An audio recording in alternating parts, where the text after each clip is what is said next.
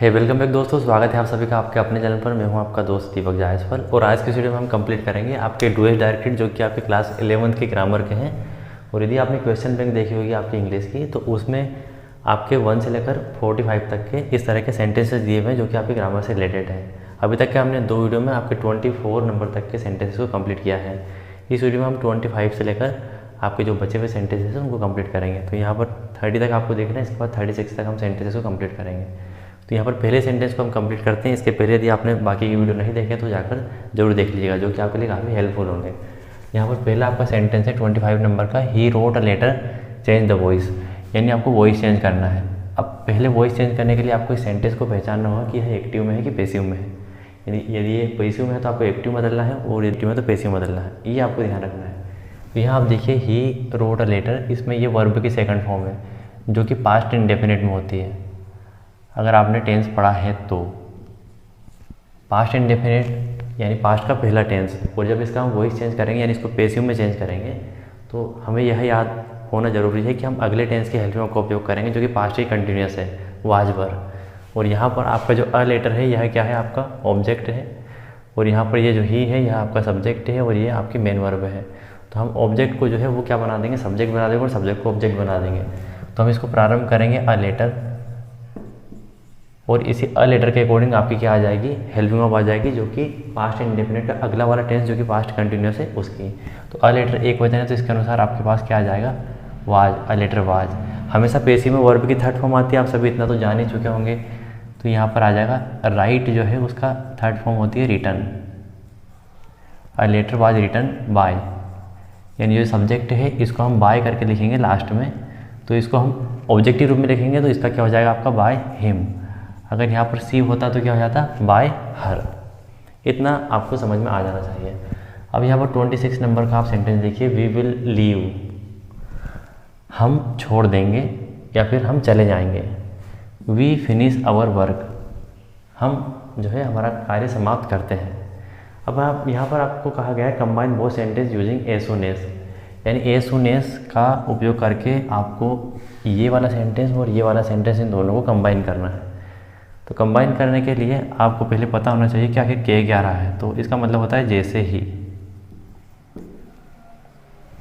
तो आपको जैसे ही इस सेंटेंस में जोड़ना है, दोनों में से किसी एक में अर्थ जो सूटेबल लगेगा उसके साथ में वो बस लिख देना है, कोई बड़ी बात नहीं है।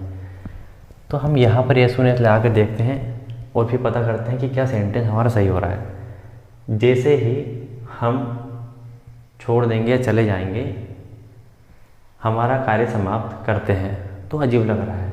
अब यहाँ देखिए, जैसे ही हम हमारा कार्य समाप्त करते हैं हम चले जाएंगे, तो आप कहेंगे हाँ सर ये ज़्यादा सूटेबल लग रहा है कि जैसे ही हम अपना कार्य समाप्त करते हैं हम चले जाएंगे, हम छोड़ देंगे, ये सही लग रहा है। मतलब कहीं ना कहीं इसके पहले एस वन एस आएगा।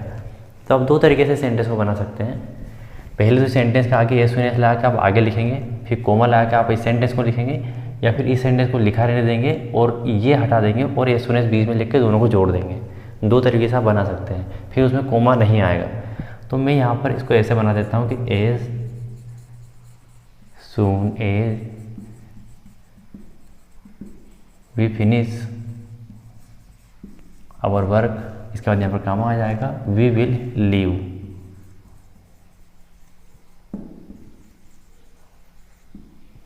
ये आपका सेंटेंस हो गया जिसमें हमने एज सून एज का उपयोग कर लिया। जैसे ही हम कार्य समाप्त करेंगे, कौन सा काम, हमारा कार्य समाप्त करते हैं, हम चले जाएंगे, हम छोड़ देंगे, यह इसका अर्थ हो रहा है। और 27 नंबर का आप सेंटेंस देखिए, the peon had slept on duty. जो प्यून यानी चपरासी है वह ड्यूटी यानी अपना जो कार्य कर रहा है या कर्तव्य कर रहा है वह सो चुका था। ही वॉज टायर्ड, वह थका हुआ था। Combine using suitable conjunction. Suitable conjunction यानी कंजंक्शन का मतलब होता है ऐसे शब्द जिनका उपयोग आप 2 सेंटेंस को जोड़ने के लिए करते हैं। जैसे कि यहाँ पर मैं लिखता हूँ but, and, or, since, because. इसका मतलब होता है परंतु, और, या, सिंस मतलब क्योंकि, बिकॉज मतलब क्योंकि, चूँकि, इस तरह के अर्थ होते हैं। तो यहाँ देखिए जो प्यून है वह अपना काम करते हुए या फिर अपनी ड्यूटी पर सो चुका था। ही वॉज टायर्ड, परंतु वह थका हुआ था, और वह थका हुआ था, अन्यथा वह थका हुआ था क्योंकि वह थका हुआ था। तो आप कहेंगे कि क्योंकि वह थका हुआ था, तो वही है, क्योंकि के लिए हमारे पास क्या है यहाँ पर बिकॉज है, इसका मतलब क्या होता है क्योंकि। तो आपके लिए सूटेबल कंजंक्शन क्या हो गया यहाँ पर बिकॉज। इतने हमें याद होना चाहिए मन से।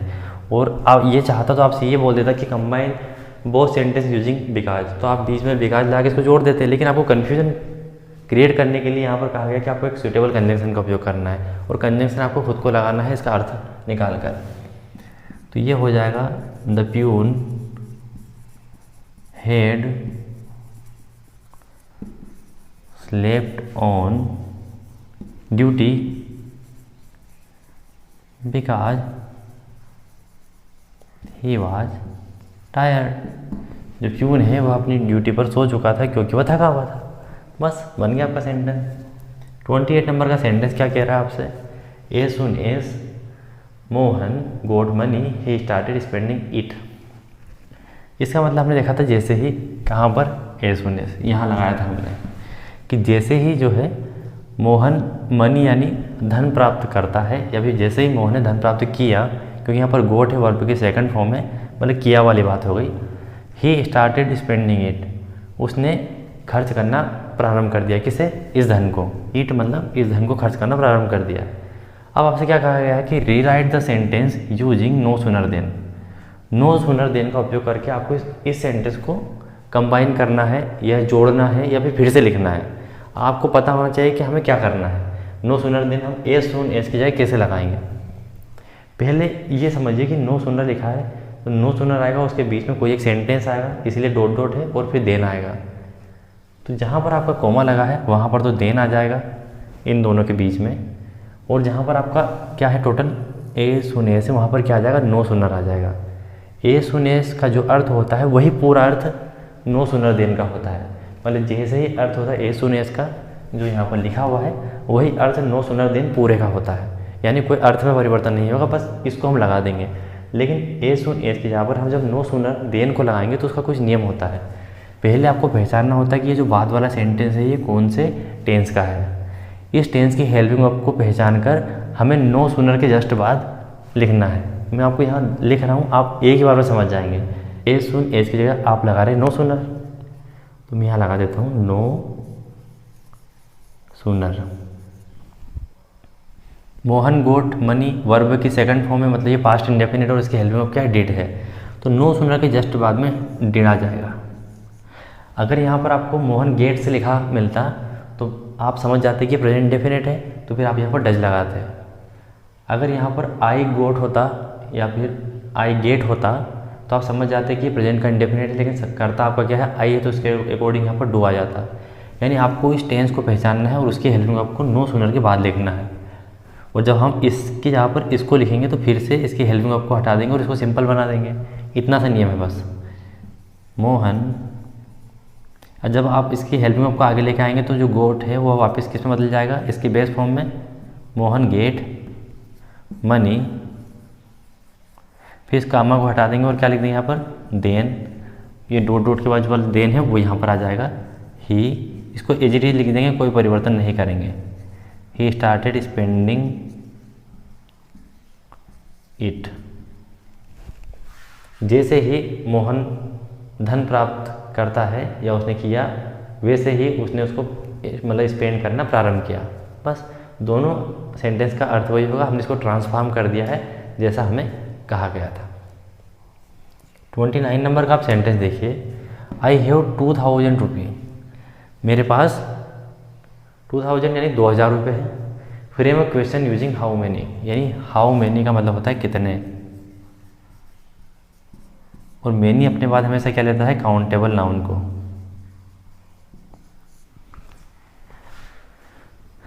आपको इसका प्रश्न बनाना है कि मेरे पास 2000 रुपये हैं, तो इसका प्रश्न कैसा बनेगा कि मेरे पास कितने रुपए हैं।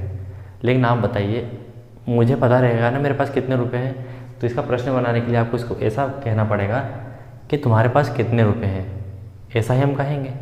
हम ऐसा तो नहीं कह सकते ना खुद से कि मेरे पास कितने रुपए हैं, क्योंकि मुझे पता है मेरे पास कितने रुपए हैं। तो जब आपको प्रश्न बनाने वाली बात कही जाती है और कहीं पर भी आपको आई दिखता है या माई दिखता है, तो आप उसको आई के रूप में ना बदल कर सामने वाला आपसे क्या प्रश्न पूछेगा उसके अकॉर्डिंग बनाना है। जैसे कि तुम्हारे पास कितने रुपए हैं, ऐसा बनेगा। तो आपको इसको हाउ मच से स्टार्ट करना है, क्योंकि प्रश्न बनाना है तो WH वर्ड पहले आएंगे। तो WH वर्ड आपको पहले ही देते हैं कि हाउ मैनी।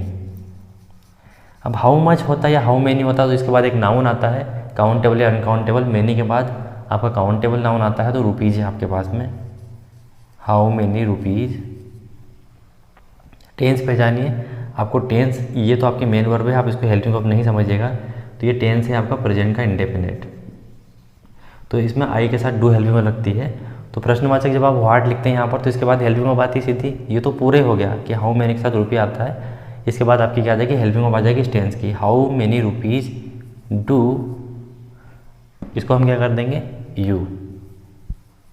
आई को हम किस बदल देंगे, यू में, कि तुम्हारे पास कितने रुपए हैं, how many rupees do you have. Question mark बन गया, इतना आसान था। बस आप इस हैव को हेल्पिंग वर्ब समझने की गलती ना करें तो आपका सेंटेंस सही बन जाएगा, how many rupees do you have. यह मेन वर्ब हमने वापस यू के बाद लिख दिया और क्वेश्चन मार्क लगा दिया। अब 30 नंबर का आपका सेंटेंस है, Suraj shut the door change into negative.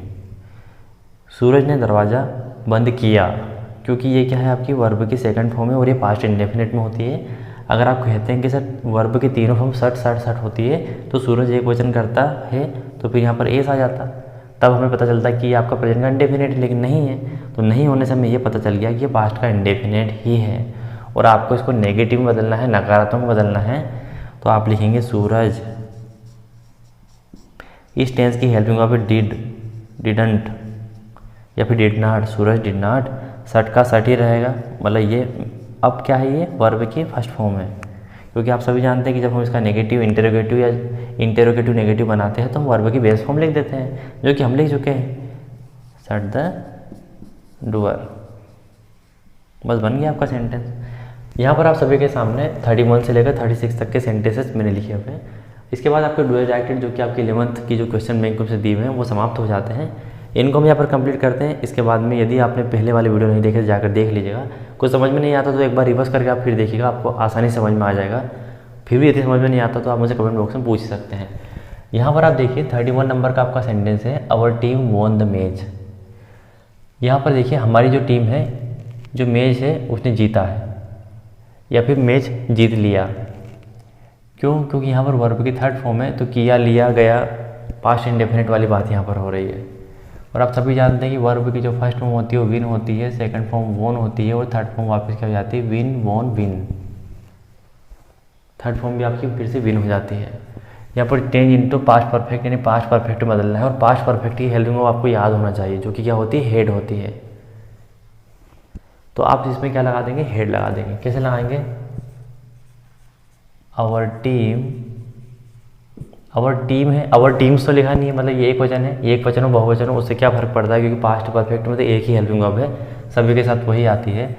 तो आवर टीम हेड, इसके बाद में वर्ब की थर्ड फॉर्म आ जाएगी जो कि आपकी क्या हो गई, यहाँ पर फिर से विन हो गई, win the match. Our team had win the match, ये वर्ब की आपकी थर्ड फॉर्म है। आप इसको फर्स्ट फॉर्म नहीं समझिएगा और हमने इसको पास्ट परफेक्ट में बदल दिया है।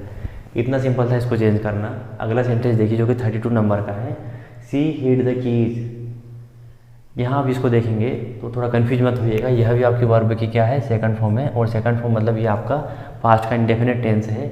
अगर देखा जाए तो आपकी जो हाइड होती है ये वर्ब की फर्स्ट फॉर्म होती है, हिट सेकंड फॉर्म होती है और इसके बाद में आपकी जो हिडन है वह थर्ड फॉर्म होती है। यहाँ पर आपको वॉइस चेंज करना है, मतलब उसका होता है छुपाना। तो उसने चाबियाँ छुपाई, इसका वॉइस चेंज करना है। तो हमें देखने पर पता चला कि आपका एक्टिव वॉइस है तो हमें इसको पेसिव में बदलना है। पेसिव में बदलने के लिए हम पहले देखेंगे ऑब्जेक्ट हमारे पास क्या है। तो जो द कीज है ये हमारे पास क्या है, ऑब्जेक्ट है। सब्जेक्ट हमारे पास सी है जिसको हम बाय हर करके लिखेंगे और आपके पास मेन वर्ब यहाँ पर है। तो ऑब्जेक्ट आप स्टार्टिंग में लिखेंगे तो ये क्या हो जाएगा आपका, द कीज। कीज को देखने पर आप समझ पा रहे हैं कि ये आपका बहुवचन है और आप पास्ट इंडेफिनिट को बदलेंगे तो आप अगले टेंस पास्ट कंटिन्यूअस की हेल्प का उपयोग करेंगे। तो पास्ट कंटिन्यूअस जो आपका है उसकी हेल्प क्या है, वाज और वर है। एक वचन कर्ता के साथ ही, सी, इट, नेम के साथ आपका वाज आता है, लेकिन आई के साथ आपका जो है वाज ही आता है, क्योंकि बहुवचन हम नहीं मानते हैं उसको हम एक वचन ही मानते हैं पास्ट टेंस में। और यू, वी, दे के साथ हम वर लगाते हैं। आप यहाँ पर देखिए द कीज एक बहुवचन है तो द कीज वर, ऐसा बन जाएगा ये सेंटेंस, द कीज वर। इसके बाद हम क्या करेंगे, इसके बाद जो हीड है इसकी थर्ड फॉर्म लगाएंगे जो कि हमारे पास क्या है, हिडन है। तो द कीज वर हिडन, क्योंकि पेसिव में हमेशा वर्ब की कौन सी फॉर्म आती है, थर्ड फॉर्म आती है। The keys were hidden bye किसके द्वारा, सी है तो बाय हर हो जाएगा, अगर ही होता तो बाय हिम हो जाता। कितना आसान था बनाना। हमेशा जो भी आपका प्रेजेंट का इंडेफिनिट हो चाहे पास्ट का इंडेफिनिट हो, उसको जब आप पेसिव बदलेंगे तो अगले टेंस के हेल्प वर्ब का उपयोग करेंगे। यहाँ देखिए 33 नंबर में T is made by him, यहाँ पर इसका आपको वही चेंज करना है, लेकिन पहले आपको टेंस पहचानना होगा कि है एक्टिव में है कि पेसिव में है। तो बाय हिम देखकर आपको पता चल जाएगा कि यह पेसिव में है। फिर यहाँ पर आपको वर्ड की थर्ड फॉर्म जो है देखकर पता चल जाएगा कि यह पेसिव में है, क्योंकि अगर इज है तो यहाँ पर मेकिंग होता, लेकिन यहाँ पर नहीं है, तो ये दोनों चीज़ें आपको इंडिकेट कर रही है कि पेसिव वॉइस है। तो आपको इसको एक्टिव बनाना है। तो जैसे कि हम पहले सब्जेक्ट को ऑब्जेक्ट में बाय करके लिखा था, तो हम वापस से इस बाय करके जो ऑब्जेक्टिव केस में सब्जेक्ट लिखा है इसको हम वापस से आपका मेन सब्जेक्ट बनाएंगे। तो बाय हिम का क्या हो जाएगा, यहाँ पर ही हो जाएगा। और ये जो आपका सब्जेक्ट यहाँ पर अभी लिखा हुआ जो कि पहले ऑब्जेक्ट था उसको वापस वहाँ ले जाएंगे। और इज मेड लिखा है, इसका मतलब ये पहले कहीं ना कहीं प्रेजेंट का इंडेफिनिट हुआ होगा, तो हम उसके हेल्प में ऑफ तो लगाते नहीं हैं। तो हम यहाँ लिखेंगे मेक, लेकिन ये एक वचन करता है तो यहाँ पर हो जाएगा ही मेक्स, इसको हम लास्ट में लिख देंगे टी। बन गया आपका सेंटेंस, ही मेक्स टी। अब इसको पेसिव बनाइए, T is made by him, हो गया ना। इससे हमें पता चलता है ऐसे कि प्रेजेंट का इंडेफिनिट था और यहाँ पर हमने इज लगाया है, बिंग नहीं लगाया है। वो बिंग लगा देते तो हम फिर इसको बनाते ही इज मेकिंग टी, अगर यहाँ पर इसमें बिंग होता तो, लेकिन नहीं है।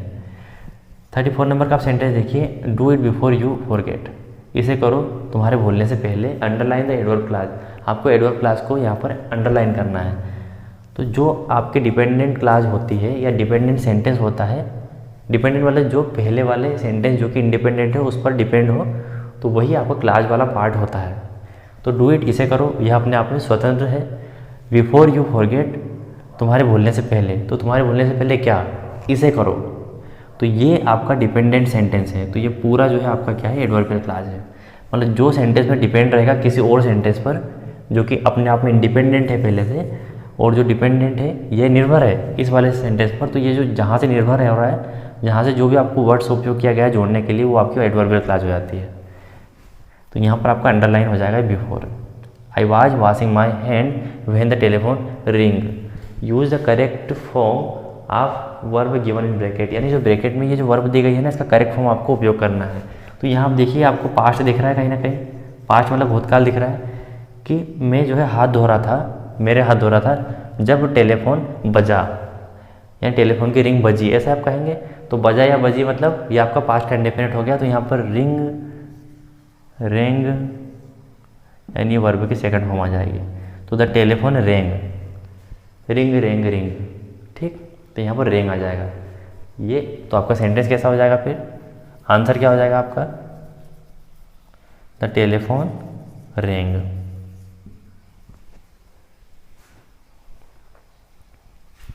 थर्टी 36 नंबर का आप देखिए, ही replied that he would come, उसने रिप्लाई किया कि वह आएगा।